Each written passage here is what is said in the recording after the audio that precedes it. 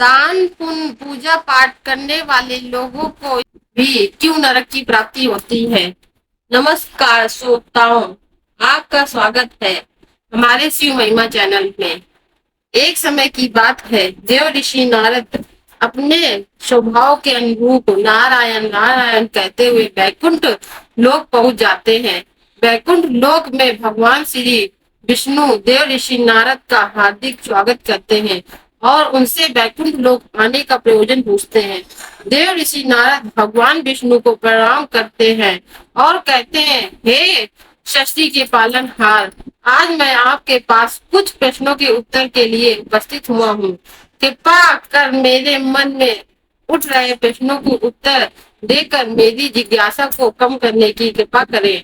भगवान विष्णु कहते हैं, हे देव ऋषि नारद, आपके मन में जो भी प्रश्न उठ रहे हैं वह निसंकोच होकर पूछिए। मैं अवश्य ही आपके प्रश्नों का उत्तर देने का प्रयास करूंगा। फिर देव ऋषि नारद भगवान विष्णु से पूछते हैं, प्रभु, कुछ मनुष्य पाप करने पर भी स्वर्ग क्यों जाते हैं और कुछ मनुष्यों को पुण्य करने के बावजूद भी नरक में क्यों जाना पड़ता है। ऐसा वह कौन सा पाप है जो सभी पुण्य को नष्ट कर डालता है और वह कौन सा पुण्य है जो समस्त पापों को भस्म कर डालता है। तब भगवान विष्णु कहते हैं, हे देव ऋषि, आज आपने समस्त मानव जाति के कल्याण हेतु उत्तम प्रश्न किया है। इसी संदर्भ में आज मैं आपको एक अत्यंत प्राचीन और प्रेरक कथा सुनाता हूँ, जिसे सुनकर आपको आपके सभी प्रश्नों का उत्तर मिल जाएगा। इसलिए आज इस कथा को ध्यान से पूरा जरूर सुने। जो भी मनुष्य इस कथा का श्रवण करता है उसके समस्त पापों का नाश हो जाता है। देव ऋषि कहते हैं, प्रभु, आपके मुख से इस कथा को सुनना मेरा सौभाग्य है। मैं इस कथा को ध्यान से सुनूंगा और इसका प्रसार धरती लोक पर करूंगा।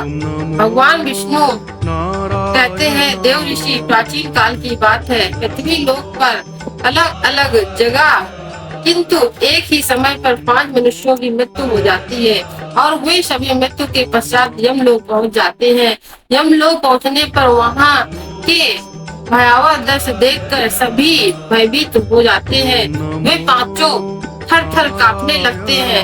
यमलोक में यमदूत पापी प्राणी को नरक के आग में धकेल देते हैं तथा पुण्य प्राणियों को स्वर्ग में भेज रहे होते हैं। नरक में जाने वाले मनुष्य जोर जोर से विलाप कर रहे होते हैं तो स्वर्ग में जाने वाले प्राणी अत्यंत प्रसन्न होकर चले जाते हैं। स्वर्ग के द्वार सुंदर दिखाई पड़ रहा होता है तो वहीं नरक का द्वार धधकती हुई अग्नि की ज्वाला दिखाई पड़ रही होती है। इस भयानक दृश्य को देखकर पांचों एक दूसरे की ओर देखते हैं और अपने अपने पाप के विषय में चर्चा करने लगते हैं। उन 5 में से 4 लोगों ने अपने जीवन में बहुत पाप किए होते हैं। उन चारों को आभास हो गया कि हम चारों ही नरक जाने वाले हैं। उन चारों में से एक चोर होता है, दूसरी वैश्या होती है, तीसरा विद्वान पंडित होता है, चौथा एक राजा का सैनिक होता है तथा 5वां एक धनवान किसान होता है। वे पांचों अपने अपने कर्मों को भुगतने के लिए तैयार होते हैं। फिर एक एक करके सभी अपने अपने पाप कर्मों के बारे में बताने लगते हैं। पहले चोर कहता है, भाई, मैं तो निश्चित ही नरक में जाऊंगा क्योंकि मैंने बहुत बार चोरी की है, दूसरों का धन लूटा है, अनेक लोगों को मैंने कष्ट दिया है, परंतु ऐसा मैंने जानबूझकर नहीं किया। यह पाप कर मैंने मजबूरी में किया था क्योंकि मुझे कोई काम नहीं देता था और अपने परिवार का पेट पालने के लिए मैंने चोरी की थी। शायद विधाता ने मेरे भाग में यही लिखा था, इसलिए हम चारों में से सबसे बड़ा पापी मैं ही हूँ। मेरे पाप से मुझे कभी मुक्ति नहीं मिलेगी। क्या पता मुझे अगला जन्म किसी पशु का मिलेगा। यमराज मुझे कौन सा दंड देंगे। उसके बाद वैश्या बोलती है, भाई, तुम्हारे पाप तो मेरे पाप के आगे कुछ भी नहीं है। निश्चित ही मैं भी हम चारों में सबसे बड़ी पापी हूँ। मुझसे बड़ा पाप यहाँ पर किसी ने नहीं किया होगा। शास्त्रों के अनुसार जो स्त्री अनेक पुरुषों के साथ संबंध बनाती है उसे नरक में ही डाला जाता है। इसलिए मेरा भी नरक में जाना तय है। परंतु मैं शपथ खाकर कहती हूँ, यह पाप मैंने जानबूझकर नहीं किया था। जब मैं छोटी उम्र की थी तभी एक दुष्ट पुरुष मुझे उठाकर ले गया और जबरदस्ती मुझे वेश्या बना दिया। मैं नहीं चाहते हुए भी कई पुरुषों के साथ संबंध बनाए हैं। मेरे पास जीवित रहने के लिए यही एक उपाय बचा था। मैं करती भी तो क्या करती, मैं अबला नारी हूँ। मुझमें इतनी भी शक्ति नहीं थी कि मैं उस दुष्ट पुरुष का विरोध कर सकूं। पता नहीं किस पाप के कारण मुझे इस जन्म में वैसा बनना पड़ा और न जाने आगे मुझे किस योनि में जन्म लेना पड़ेगा।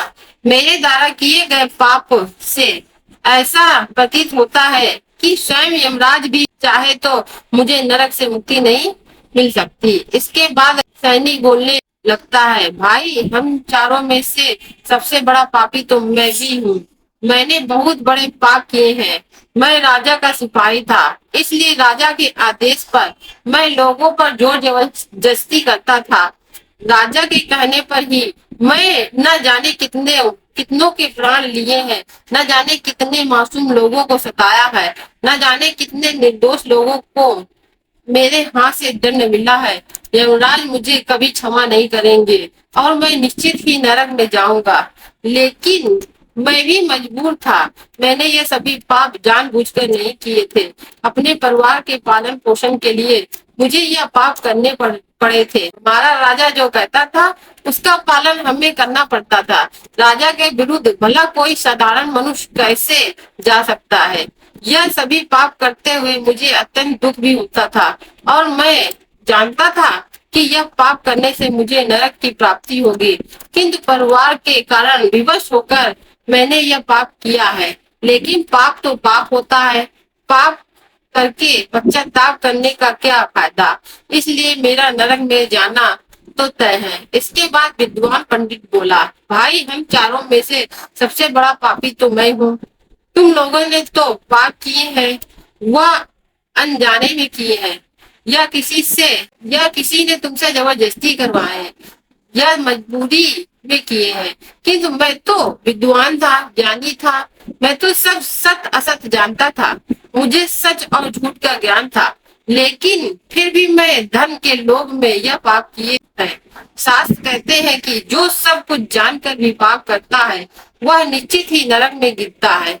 मैंने अपने ज्ञान का दुरुपयोग किया है। मैंने अपने ज्ञान का उपयोग धन को कमाने के लिए किया है।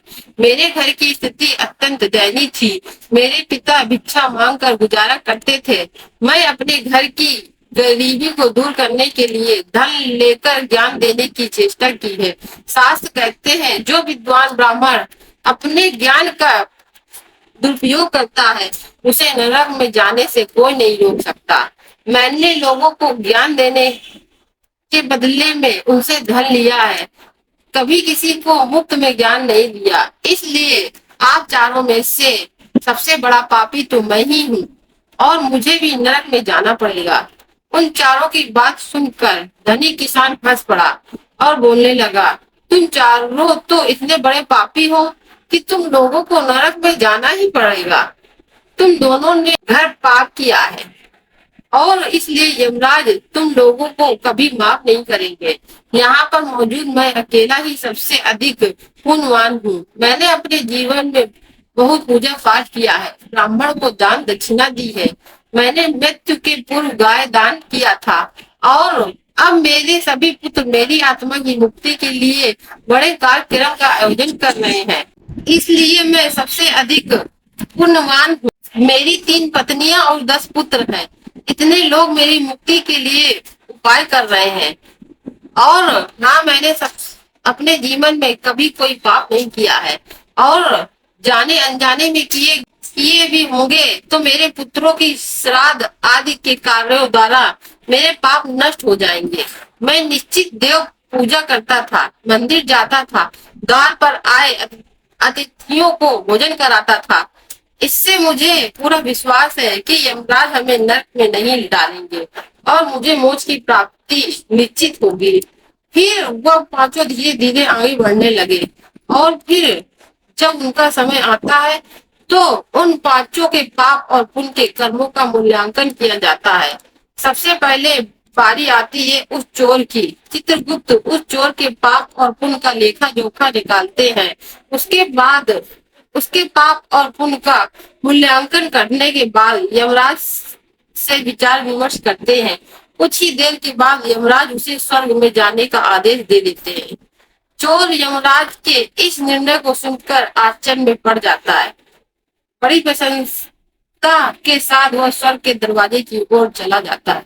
दूसरी बात बारी आती है वैश्या की। चित्रगुप्त उस वैश्या के भी कर्मों का लेखा जोखा निकालते हैं और कुछ देर तक विचार विमर्श करते हैं। उसके पाप पुण्य का मूल्यांकन करते हैं। यमराज उसे भी स्वर्ग में जाने के लिए कह देते हैं।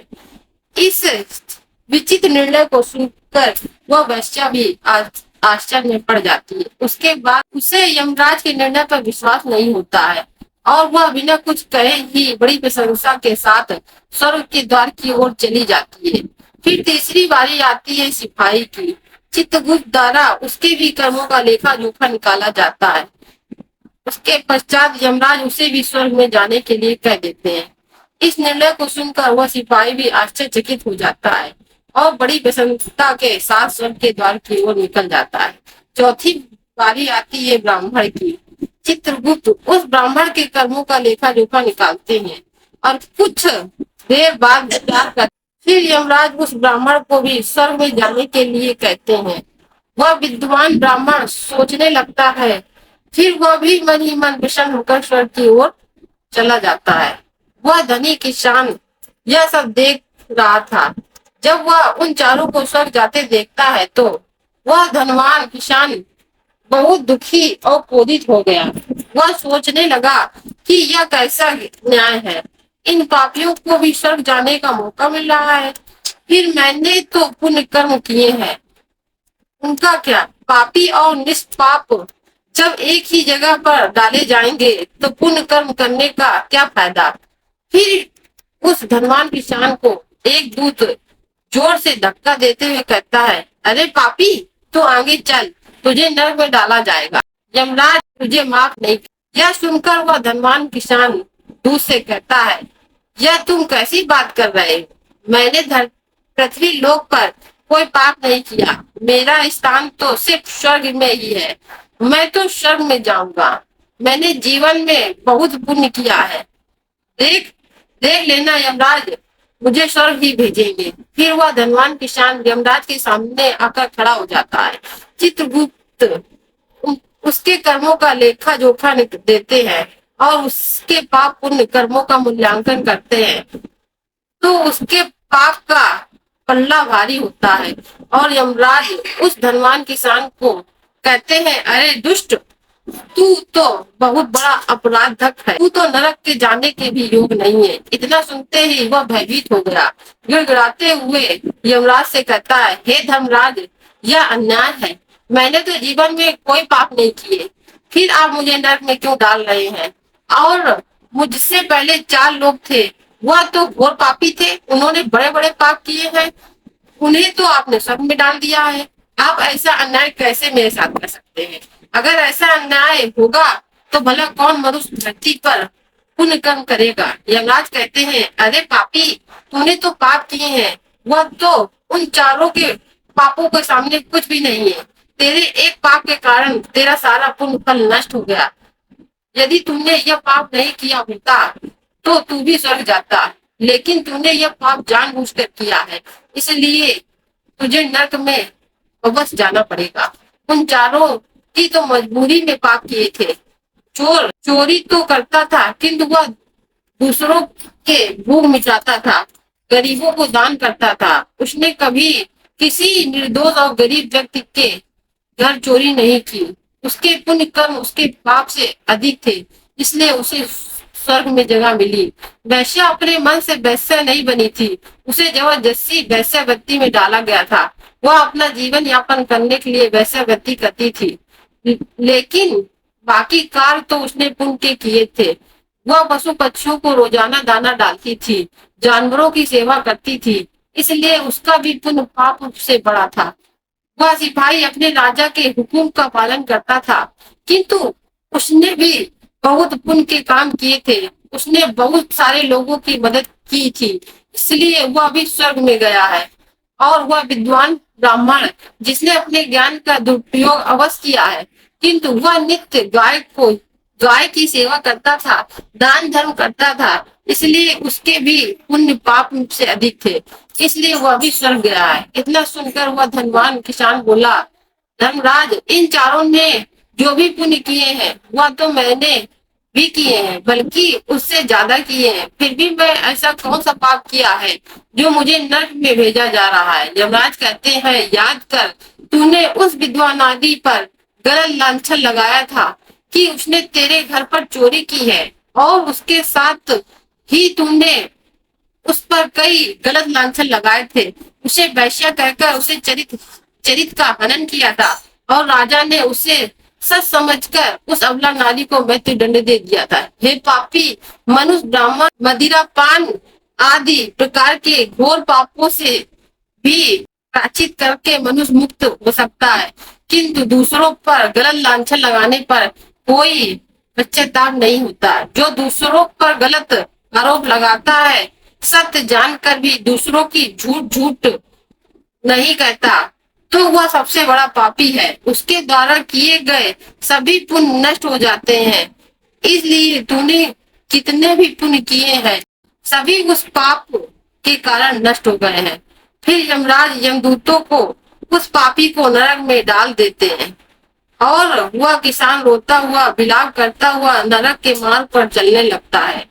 हे देव ऋषि, उस इस प्रकार से उन चारों को पाप कर्म करने के बाद भी स्वर्ग की प्राप्ति हुई, किंतु किसान ने बहुत पुण्य कर्म किए, परंतु एक पाप ने उसे नरक में डाल दिया। देव ऋषि, उस किसान ने एक स्त्री पर गलत लांछन लगाकर उसका चरित हनन किया था। यह घोर पाप है। एक स्त्री सदा ही पूजनीय होती है। जो भी पुरुष स्त्री पर गलत लांछन लगाता है, उसके साथ अन्याय करता है, उसे महापाप लगता है। कभी किसी स्त्री दुर्बलता का फायदा नहीं उठाना चाहिए। पराई स्त्री को सदैव माता मानना चाहिए। जो पराई स्त्री पर गलत दृष्टि डालता है वह पाप का भागी होता है। जो विधवा दुखिया स्त्री को सताता है उसे नरक में जाना पड़ता है। मनुष्य को कभी सत्य का मार्ग नहीं छोड़ना चाहिए। सत्य मार्ग पर चलकर भी स्वर्ग की प्राप्ति होती है। सत्य का साथ देने से मनुष्य के सभी पाप नष्ट हो जाते हैं। किसी पर गलत आरोप नहीं लगाना चाहिए। सत्य जानकर सत्य का साथ देना चाहिए। जो दूसरों पर गलत आरोप डालता है उसे यमराज कभी नरक में डाल देते हैं। तब भगवान विष्णु देव ऋषि नारद से कहते हैं, देव ऋषि, क्या आपको अपने प्रश्नों का उत्तर मिल गया? देव ऋषि नारद कहते हैं, हे सृष्टि के पालनहार, आपके इस लघु कथा के माध्यम से मेरी सारी शंका का समाधान हो गया है। अब मैं इस कथा का प्रसार पृथ्वी लोक पर करूंगा। यह कहकर वह भगवान श्री विष्णु को धन्यवाद करते हुए अपने मार्ग पर चले जाते हैं। आशा करती हूँ आपको यह कथा अच्छी लगी होगी। अगर आपको कथा पसंद आई हो तो चैनल को सब्सक्राइब और वीडियो को लाइक जरूर करें, और कमेंट में जय श्री हरि लिखना ना